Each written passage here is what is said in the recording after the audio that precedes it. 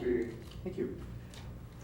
You raise a very interesting point, which is that all those people who attended, or in 1953 are probably now retired comfortably somewhere. A lot of the people who were there in the 60s were probably retired or about to. And yet, Dr. Juran is as far from retirement as could possibly be. What do you think keeps that old guy going? Well, I'm probably not the person to ask that question, because there are others who see him day to day and week to week. But I think it's a wonderful thing that he has kept going, because I think it reflects on the total movement which he has been so central has played so central a part in. That is to say that when somebody is absolutely dedicated to a movement, to a philosophy, it is interesting how they can become just almost ageless in continuing to convey that message. I think let me have another go at saying some of that. You're basically asking me why does Dr. Juran and how does Dr. Juran keep going? I think that as one who just onlooks with fascination and interest at this remarkable man, one has to say, of course, he has had the good luck that life brings of a long life, and a life in which his health has clearly stayed firm and has enabled him to keep going without discomforts of a physical kind. His mind, everybody says, and it's my impression too, has not faltered or failed one bit over and throughout that long business career. I think it is wonderful from a wider world community. Maybe Mrs. Juran wouldn't agree with this, but it's wonderful that he has continued to be able to commit himself and to continue to give the leadership in an unabated way, because there's no question that the legend and the things which the legend stands for grow as the person gets older, and that's great. There's a nostalgic and a respect which the Western world doesn't often enough give to the older person, but in the case of somebody like Dr. Juran, it does, and it's terrific. And I think that he has been able to provide, therefore, that straddling of continuity from those early days where you didn't have the systems, the infrastructure of literature, of organisations, of many people practising, of a case history building up. You didn't have any of that that was there. He was one who provided that leadership to establish it. And then to have him as a continued symbol, and not just a symbol, a wise man talking about latest developments and having new insights, that's provided once again that championing of this whole area. And so I think it's been wonderful, even though I, as I'm sure all of his many friends would say, if he had chosen to put up his feet a bit and to move on and do some retrospective writing 20 years ago, we would have all applauded and said, well, you know, a wonderful career, and we hope that he has a long and an active and productive retirement. But retirement has in fact been a continuance of the business life, and we will all be, I think, as we reflect back on it, grateful that he didn't decide to take that easier option. I have a confession to make. If the people of Australia chose to name its quality medal after me, I would have accepted, as far removed as I am. So it seems to me that the acceptance of the award is really is certainly one thing, but far more important is the fact that the Australian Organization of Quality Control chose to name its quality medal after Dr. Juran. What led to that designation and to that decision? I think the award was agreed to in that context because he was seen. This is he and the award. Sorry, Let's yes, start right, from the beginning. okay. The Juran medal I believe was named and saluted Dr. Juran because he was seen among the leaders of the quality movement in Australia as having been the people who had moved them most, who had made them aware. Now that's undoubtedly not just the visits to Australia, though they played an important part.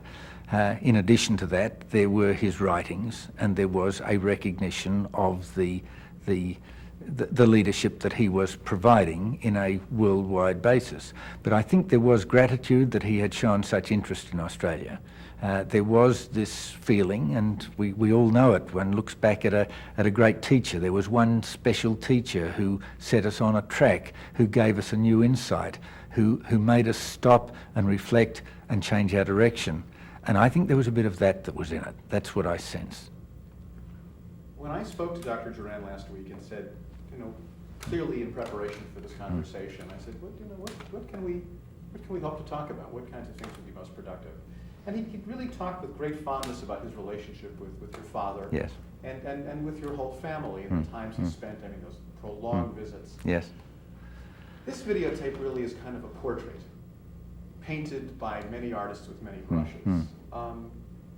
If your father were alive today, and the paintbrush were in your father's hands, yes, what would his portrait of Dr. Juran, or his written portrait of Dr. Juran be, you think? Well, my father's portrait of Dr. Juran, if he could come out from the great white cloud in the sky, would be one, I think, of saying that Dr. Juran was one of the truly great men of this century. I mean, he is, notwithstanding his great age, he is a man totally of this century, and he has had an impact. This is the sort of thing that I believe he would say. He has had an impact, certainly on that all-important quality movement, but his writings have been wider than that. His thinking has been wider than that. He recognised the impact of what another great management mind, Peter Drucker, has talked about as the discontinuities of change and the sweeping pace of change and what that means to management and indeed to a society. He recognised that. He wrote a book on the board of directors at a time when not too many people were thinking about the trust and the responsibility and the skill and the requirements of boards of directors. At a time when boards of directors were all too often clubs rather than groupings of, well-balanced groupings of professionally dedicated people and trying to take stock of a great many different points of view. So I think that the first point that perhaps my father might have made is that Joe Juran's impact on management was a sweeping impact, and he may not be the best known name in the whole management movement, but Dad would have had him right up there in the cumulative impact of thinking and ideas and teaching as being right there as a foremost leader. That would be one point. I think a second point would be one that would be a bit more personal, and that would be that Dr. Juran was a person who was concentrated and focused and serious-minded about the issues of the world, and as we all know, a very incisive thinker and communicator of these things. But he was well-balanced, always the person who would see things in a proper perspective. He would see two sides of an argument. He would understand the human involvement.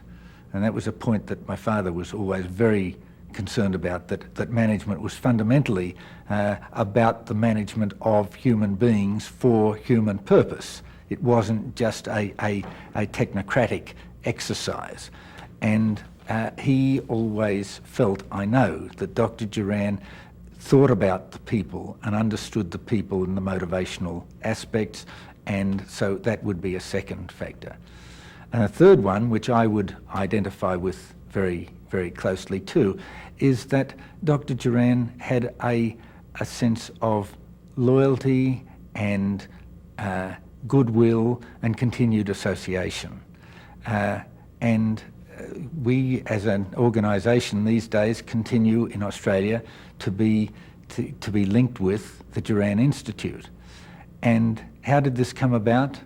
Well, with the organisation in about 1980, one of my former colleagues, now retired, had been communicating with Dr. Juran, and he said in a Christmas note, you know, we've been doing these videotapes and I wonder whether the people in the W.D. Scott organisation would be interested at all in seeing them and perhaps in becoming involved in distributing and having a business association again. That was the matter that was raised, and it was at a time when my father was in fact unwell, and I remember telling him that Joe had made this approach, and he was delighted. And so I made contact with Dr. Juran, and we talked about our interest. He said, you'll need to see these to see whether they're appropriate and so on. So he said, I'll have some air freighted out to you, and they were air freighted out. Now that's telling you a particular aspect of our long-time association. There is an organisational continuity of association that goes through almost 40 years now. And he raised that question again, I think much less from a commercial opportunity standpoint, rather than I wonder whether my good friends in Australia would like to join in an association if it's of interest to them. And that loyalty. My mother continues to exchange messages, certainly at Christmas time and sometimes at other times of the year, with Dr. Juran's wife, and there is a continued warmth that runs across the years, and I see those letters each year, and I can vouch for that. Everyone tells us about the Juran humour. With the amount of time that Dr. Juran has spent with your family since the 50s, have you seen any flashes of the Juran humour, and if so, can you give us an example?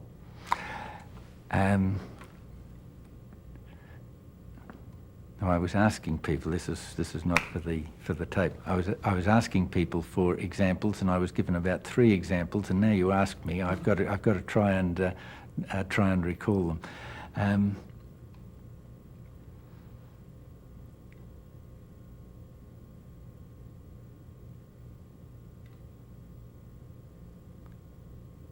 My mother gave me a good story, and I'm ashamed to tell you that I've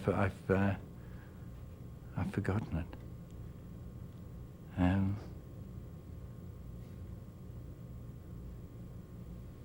know what? Let's come back to it.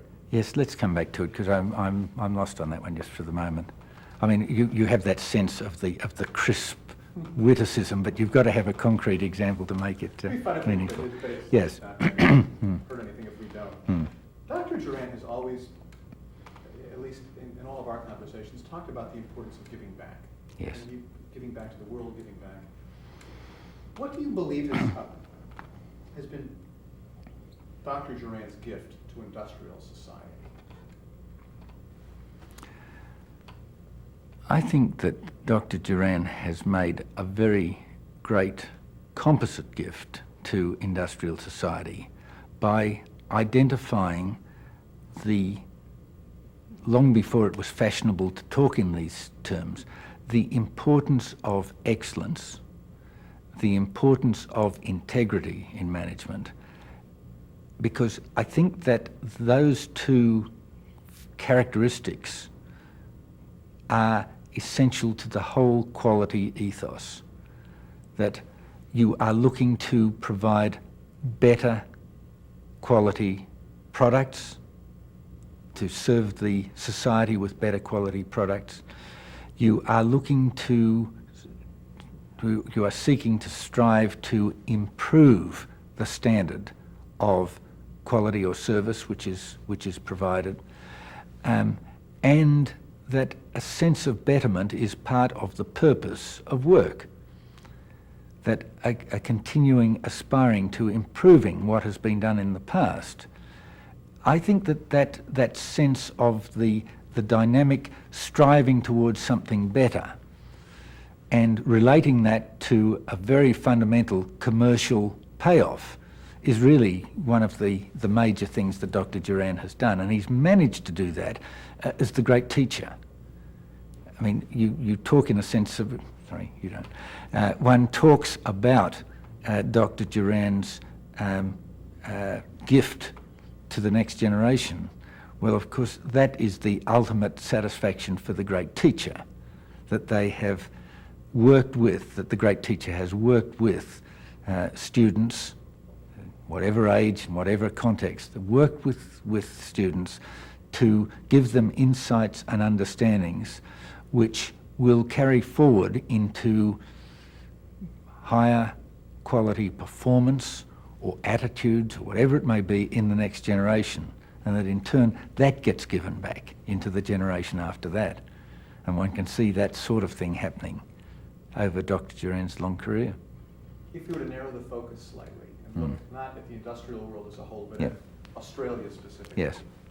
What's Dr. Juran's gift to Australia?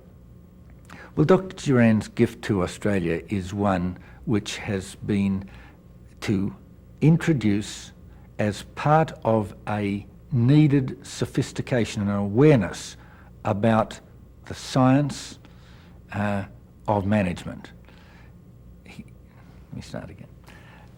Dr. Juran has given to Australia once more. In the period when Dr. Juran first visited Australia, he was able to bring a message about the role which scientific management, broadly conceived, could play to advance Australia's industrial base. And Australia was in a process of change. It had its first generation of real business leaders, people who were looking to build up an industrial base that could enable Australia to thrive in the years and the decades ahead. What Dr. Juran brought to Australia at that stage was a message that you needed to focus in on areas like quality, to make quality an integral part of your management shaping on the in the workplace and in your mind. It was that combination. Now, he did that and was able to build from that, or Australia was able to build from that, an understanding of quality which could help to move the country forward. And I think that Dr. Juran came in those early post-war years to a country which was looking for guidance. We did not have any business schools until the mid-1960s in Australia. We didn't have that sort of educational structure. We had a very anglicised education structure where you read subjects of a traditional kind, but you didn't move very much into commercial subjects. You read economics, but you didn't study business administration. There were no case studies in Australia at that stage. So the sort of education, such as it was for business development, were packaged courses that were purchased from consultants or from schools in the United States. It was a comparative rarity to have somebody like Dr. Juran come to Australia. You know, it was a long way. It was pre-jet times. You didn't just hop on a plane and come down overnight. You had to make a long trip, and indeed it was a very expensive trip relative to earning power in those days. So he was somebody who had troubled and was interested to come to Australia. He made the Australians feel interested, and that was the symbolism. Our goal, obviously, in this video is to try and reach a broader audience. You know, a public television, as it were. Yes. You know, if there's the equivalent in Australia. Yes. Mm. We would have certainly an easier time if this were a documentary about the life of Elvis Presley or Madonna Yes, or yes. some movie star. Here's Joe Juran, the old guy with the bow tie and the crew cut. Mm. Why do you think people who are not business leaders or involved as industrial professionals, why should they care a whit about seeing a program on the life of someone like, or seeing Joseph Juran? What has he done for them? I think that there is not only a need, but start again. I think there is not only a desirable, I'm still not getting that right. We'll go again. The stories in the media focus so much on entertainers or on news stories that are frankly lightweight, or they're about personalities rather than about substance. Now we know that that's the way of the world, and we know that the people in the media will tell us that that's what often sells papers or sells programs or what you will. But just as in recent times we have seen the growth of public television, we've seen the growth of open learning programs, we've seen the growth of documentaries, we've seen a different kind of more selective communication taking place.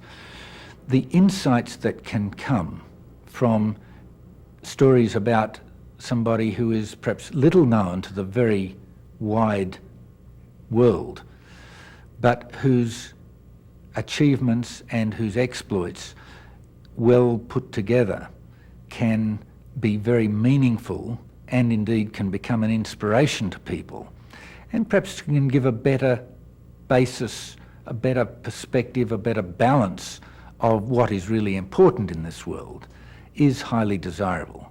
And in the case of Dr. Juran, you have somebody who has achieved, who has climbed mountains, who has achieved enormous things.